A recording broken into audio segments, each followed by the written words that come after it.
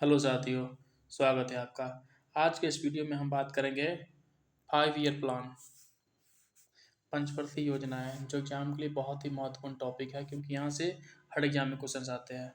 और इस टॉपिक से जितने भी महत्वपूर्ण क्वेश्चन हैं जो एग्जाम में बार बार पूछे जाते हैं, सारा इसमें हम कवर कर लेंगे। तो साथियों, वीडियो को लास्ट तक देखना और वीडियो को लाइक करके चैनल को सब्सक्राइब कर लेना। चलिए शुरू करते हैं। पहला क्वेश्चन है, भारत की प्रथम पंचवर्षीय योजना जो कि 1951 से 56 के बीच चला था, कि मुख्य प्राथमिकता क्या थी? तो ऑप्शन बी सही है, कृषि विकास। प्रथम पंचवर्षीय योजना का प्राथमिकता कृषि विकास था। और यह जो योजना है हेरोल्ड डॉमर मॉडल पर आधारित थी। और इस योजना द्वारा भाखड़ा नंगल, हीराकुंड और दामोदर नदी घाटी बहुउद्देशीय परियोजना की शुरुआत किया गया था। ये तीनों जो महत्वपूर्ण बहुउद्देशीय परियोजना है, प्रथम पंचवर्षीय योजना के दौरान ही शुरू किया गया था। नेक्स्ट है द्वितीय पंचवर्षीय योजना जो कि 1956 से 1961 के बीच चला था। किस क्षेत्र पर सर्वाधिक बल दिया था? तो ऑप्शन ए सही है, तीव्र औद्योगिकरण। द्वितीय पंचवर्षीय योजना का जो विषय रहा है तीव्र औद्योगिकरण रहा है। यह जो है पीसी महालनोबिस मॉडल पर आधारित था। और इस दौरान जो है दुर्गापुर, भिलाई और राउरकेला के इस्पात कारखानों को स्थापित किए गए थे। ये तीन जो कारखाने हैं, भिलाई, दुर्गापुर और राउरकेला, ये तीनों द्वितीय पंचवर्षीय योजना के दौरान ही स्थापित हुए थे। नेक्स्ट है तृतीय पंचवर्षीय योजना जो कि 1961 से 66 के बीच चला था, का मुख्य उद्देश्य क्या था? तो ऑप्शन सी सही है, स्वावलंबी अर्थव्यवस्था। थर्ड पंचवर्षीय योजना का जो उद्देश्य था स्वावलंबी अर्थव्यवस्था था। इस योजना को गॉडगिल योजना भी कहा जाता है। यह भारत चीन युद्ध जो कि 1962 में हुआ था और भारत पाक युद्ध जो कि 1965 में हुआ था, और भयंकर सूखे के कारण यह योजना अपने लक्ष्य को प्राप्त करने में विफल रही थी। नेक्स्ट है चतुर्थ पंचवर्षीय योजना जो कि 1969 से 1974 तक चला था, का मुख्य लक्ष्य क्या निर्धारित किया गया था? तो ऑप्शन बी सही है, आत्मनिर्भरता की प्राप्ति। चतुर्थ पंचवर्षीय योजना का जो मुख्य लक्ष्य था आत्मनिर्भरता की प्राप्ति था। और यह जो योजना है 1969 से 74 तक चला था। और इस योजना के दौरान 1969 में 14 प्रमुख बैंक को राष्ट्रीयकरण किया गया था। और भारत में हरित क्रांति का सर्वाधिक प्रभाव इसी योजना के दौरान दिखा था। नेक्स्ट है प्रसिद्ध नारा गरीबी हटाओ, किस पंचवर्षीय योजना की मुख्य प्राथमिकता थी? तो ऑप्शन सी सही है, पंचवर्षीय योजना, पांचवी पंचवर्षीय योजना। गरीबी हटाओ का जो नारा था पांचवी पंचवर्षीय योजना के दौरान दिए थे इंदिरा गांधी जी। और यह जो योजना है 1974 से 1979 तक चला था।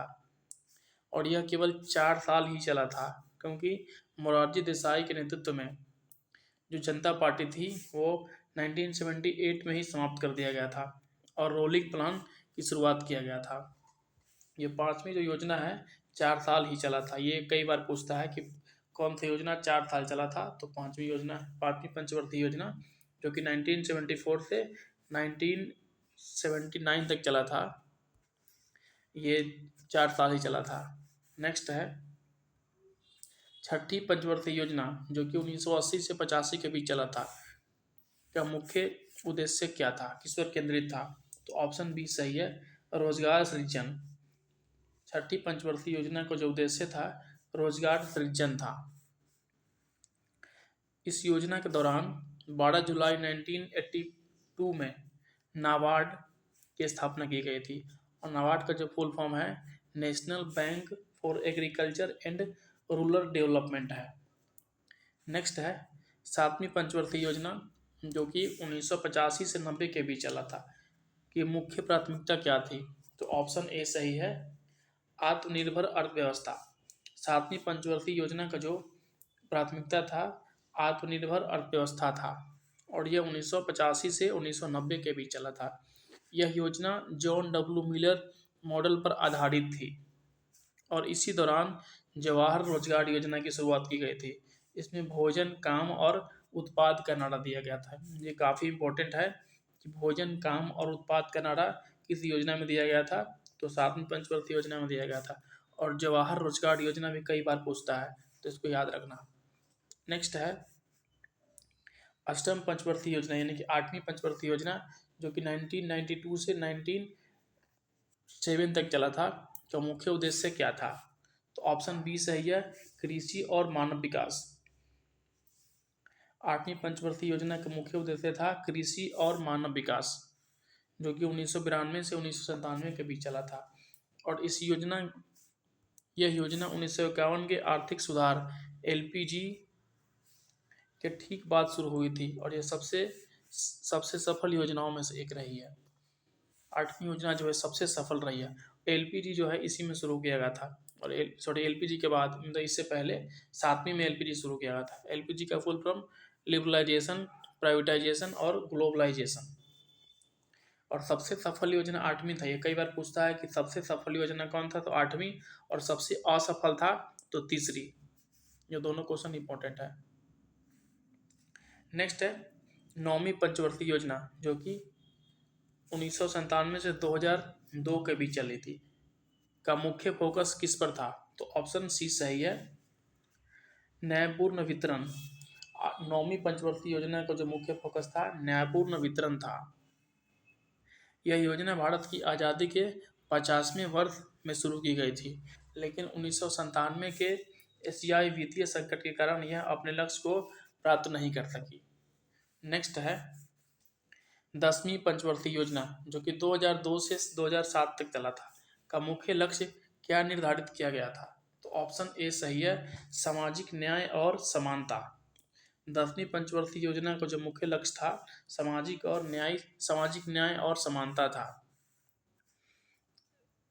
इस योजना में जो है अगले 10 वर्षों में भारत की प्रति व्यक्ति आय दुगना करने और 2007 तक गरीबी को 15% तक कम करने का लक्ष्य रखा गया था।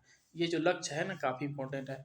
10वीं पंचवर्षीय योजना में जो है अगले 10 वर्ष में प्रति व्यक्ति आय को दुगना करना, ये बोला गया था, और सेकंड 2007 तक गरीबी दर को 15% तक कम करने का लक्ष्य रखा गया था। ये दोनों काफ़ी इंपॉर्टेंट है, इसको याद रखना।